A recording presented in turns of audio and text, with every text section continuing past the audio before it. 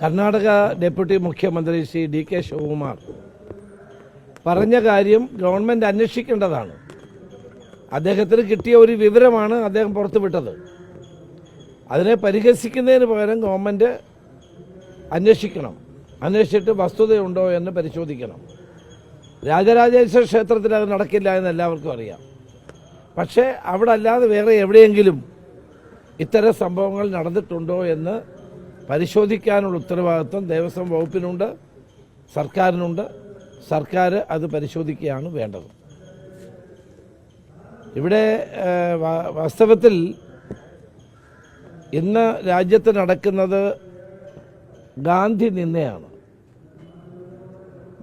രാഷ്ട്രപിതാവായ മഹാത്മജിയെ പറ്റി നരേന്ദ്രമോദി നടത്തിയ പ്രസ്താവന അങ്ങേയറ്റത്തെ പ്രതിഷേധാർഹമായ ഒന്നാണ്. ഗാന്ധി സിനിമ വന്ന ശേഷമാണോ ഗാന്ധിജിയെ തലമുറകൾ മനസ്സിലാക്കിയത്?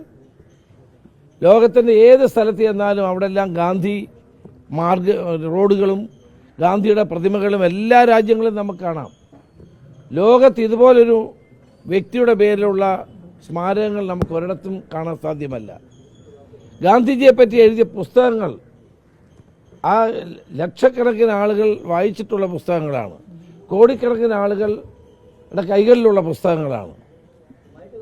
രാഷ്ട്രപിതാവായ മഹാത്മജി ഗാന്ധി സിനിമ വന്ന ശേഷമാണ് അദ്ദേഹത്തെ ലോകരാജ്യങ്ങൾ അറിഞ്ഞത് എന്ന് മഹാത്മാഗാന്ധിയെപ്പറ്റി പറഞ്ഞത് മോഡി പിൻവലിക്കണം.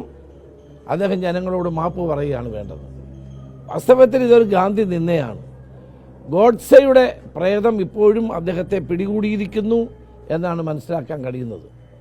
ഗോഡ്സെയുടെ പാതയിലൂടെ സഞ്ചരിക്കുന്ന നരേന്ദ്രമോദി ഇതല്ല ഇതിനപ്പുറവും പറയും. അപ്പോൾ ഈ ഗാന്ധി നിന്ന അവസാനിപ്പിക്കാൻ BJP തയ്യാറുണ്ടോ? ഇന്ത്യയുടെ പ്രധാനമന്ത്രിയാണ് രാഷ്ട്രപിതാവിനെ പറ്റി ഇത് പറഞ്ഞത്. ഇത് പിൻവലിച്ച് ജനങ്ങളോട് മാപ്പ് പറയാൻ പ്രധാനമന്ത്രി തയ്യാറാകണം.